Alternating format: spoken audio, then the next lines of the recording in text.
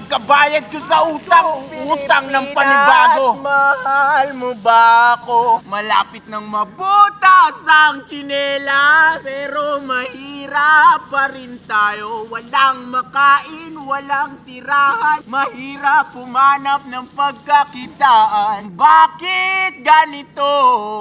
Oh, bakit ganito? Parang trapo na itsura ko. Kakatrabaho, panay sugat sa kamay at makapal na mga kalyo. Ang kaso'y tila, di pa di makadama na makaluwag. Tila ko ay lumulumod ng medisinang walang bisa na pakadalang pa makakuha ng kahit ano na galing sa mga tao na tau-tauhan nyo. Oo, ang dami namin dito. Araw-araw namin iniisip kung paano, pero parang imposible ang lahat ng mga plano.